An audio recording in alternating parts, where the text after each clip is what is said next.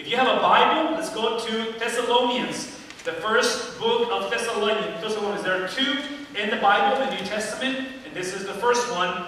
Pull out your handouts. We've got some work to do this morning, and we have a lot to cover. So let's spend the next few minutes together searching the scriptures. Now, when you go to Thessalonians, you're going to go to chapter number 4, 1 Thessalonians chapter 4, and we're going to read a couple of those verses. But I want to show you something right now that has to call your attention, especially over the weekend, okay? Because on Friday, as you guys remember, Halloween has become literally a movement in our culture.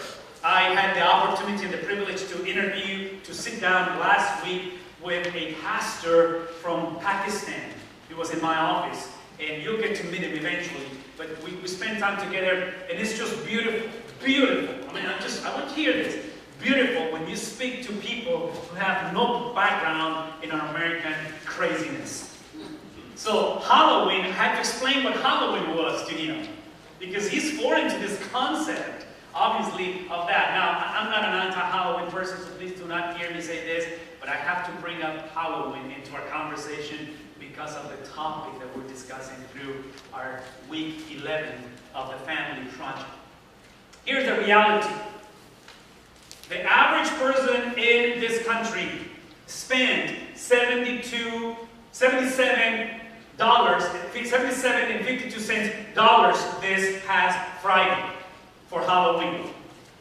When it came to decorations, candy, and costumes, America spent $7.5 billion.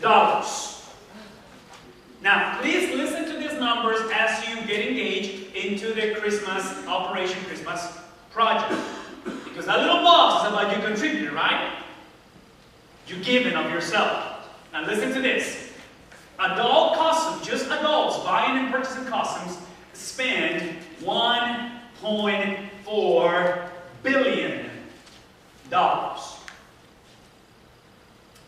Children costumes, which to me that was very ironic because I remember back in the day, Halloween was about children, now it's about adults. Now children only spend, now I'm using the word only very lightly, only spend $1.2 billion for children costumes. And then, obviously, you cannot go away with your pets, and we spend, now once again, here's the breather for Americans, right? Not billions, millions, only $350 million. You have to really mourn with me this morning. You have to really feel a little uncomfortable on how crazy we are as a culture. I probably just offended some of you because you probably dressed your little cat or dog on Friday with some crazy costume. But this is what I'm talking about. Okay? So $350 million spent with these little dudes.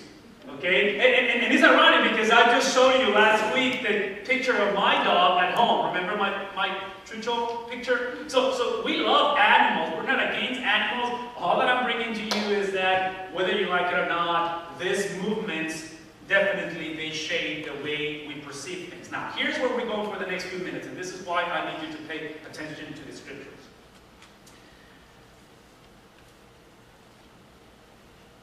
Regardless where you stand on the Halloween thing, I just gave you numbers that whether you like it or not, they reflect who we are. The main thing for us is that with the topic, with the subject, with the celebration of this afterlife, death, the unknown through culture, many times we get lost into this celebration and we either forsake or we either ignore the actual biblical worldview of what death is in the afterlife.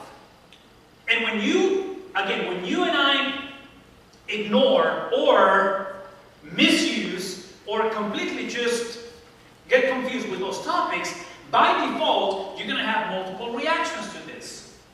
And now, this is important for us to remember because when it comes to these important topics of death, dying, and the afterlife, which is the undercurrent topic of Halloween, people are going to adopt different views of this topic. So people have crazy ideas of what happens when you die. People have crazy ideas of what happens, at death. people have just multiple views on what happens once you are gone. Now, this conversation for today in 1 Thessalonians is one of those conversations that, again, just going back to Wednesday, see, the gift of mercy is not on me when it comes to relationships, when it comes to parenting, when it comes to dealing with the spouses, when it comes to divorce. And this is what I'm saying by not having the gift of mercy. Typically, when you come and talk to me and you want to bring up your issue, your concern, your petition, your request, your situation, whether it's parenting or grandparenting or marriage, I'm going to try to speak to you with a biblical worldview, but here's what I'm going to do ultimately. I'm going to try to speak to you in the way people talk about your marriage when you're not in the room. I'm going to say that one more time. I'm going to try to talk to you in a loving manner, so I'm still trying to be loving. I'm not going to be as brutal, but when you walk away from the room and people talk about you and I, that's the way I'm going to approach counseling. The only difference is that I'm going to say that in front of you. What does that mean? That implies that I'm not going to be that concerned about your feelings. Okay? I'm not. Now, why is this important? Because one thing is going to happen whether you like it or not. When your physical body lays, if we remove these steps right here, and we lay out your casket, you put up here my body and my coffin is here laying with my physical body. People are going to say something about you. Right? We call this obituary. We call this remembrances, memories. Or maybe they're going to keep quiet because they don't want to say what they really want to say about you. I don't know. You can go either way, right? Today's conversation is talking about what people say when you're not in the room. What people really say when you die, and in your funeral, this is how they can express themselves. So Paul, what he's going to do, he's going to try to convey this message of, and if you look at your outline, it's called the great mystery and the great destiny, because we're going to talk about, without thinking about your feelings and my feelings, what this really is, in a sense of death, the afterlife, and what happens when you are long gone from this world. Because this is a family project, I'm hoping that by now you have come to engage this concept. Marriage is basically what defines and helps you understand what current life is about. In other words, marriage moves you from self-centeredness or from oneness, from self-centeredness or from singleness into oneness. The purpose of marriage is not so you can stop being by yourself. The purpose of marriage is not so you can avoid loneliness. The purpose of marriage is for you to become one with that crazy individual that gave you butterflies back in the day, now you're hanging out with. That's your spouse.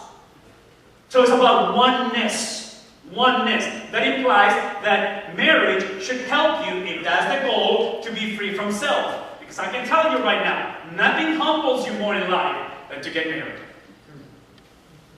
I knew you were going to smile with me. You know exactly what it's not testimony time, so I'm not going to get you to mind. But you have stories to share, right?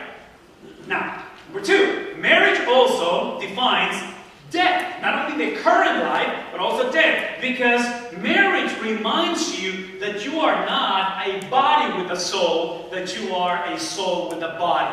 What does that imply? See, many people, especially culture, will get engaged into marriage because they think that all that it is your body. So whether you are a teenager, a young adult, and you just want a license to have sex, so you don't have the guilt trip of sleeping around, they get married. Now, I believe marriage and sex within marriage is wonderful. You and I know that it cannot be the one single reason why you get married. What does that imply? That if we're going to walk into oneness, that implies that holistically, our bodies, our souls, our mind, our spirits, they gradually become one. And I use the word gradually because some of you have been married longer than I have been breathing on this earth. And that's wonderful. And I hope that through the last 20, 40, 50, 60 years of marriage, I hope and you have grown into oneness versus toleration.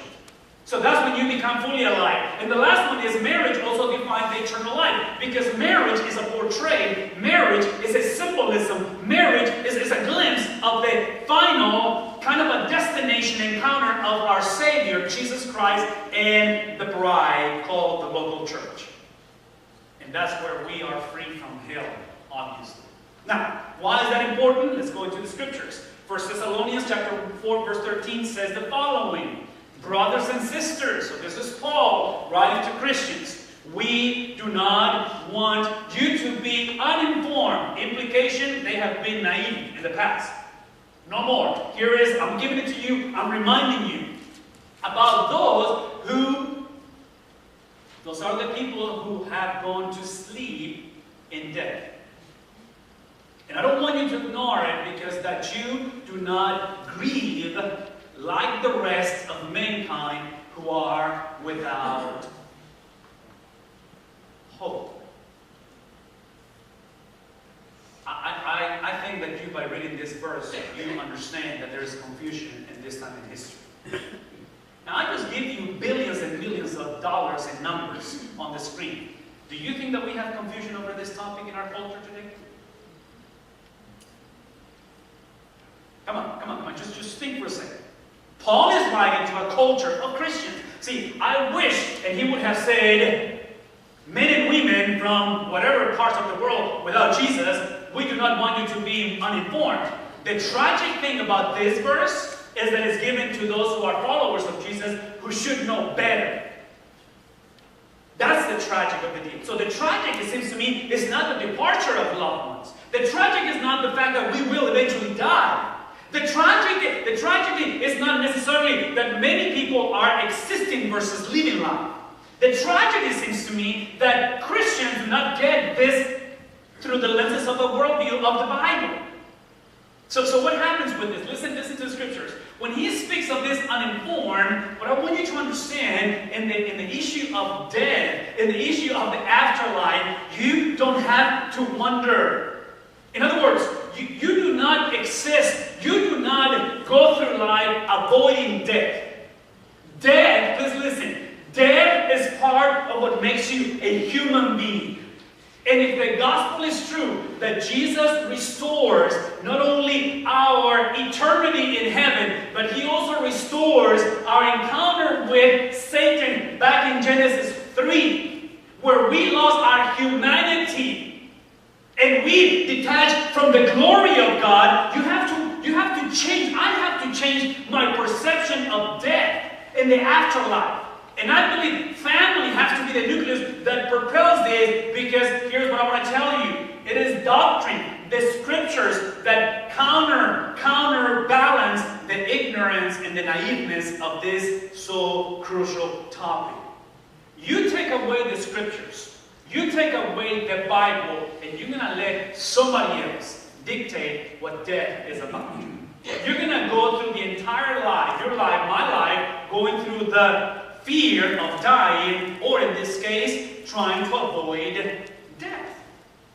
So I'm just trying to give you the freedom of the importance of this issue of actually embracing the scriptures. When we first came to the Valley in 2004, it took us about 2 years to move from an apartment to actually going and buying our own house.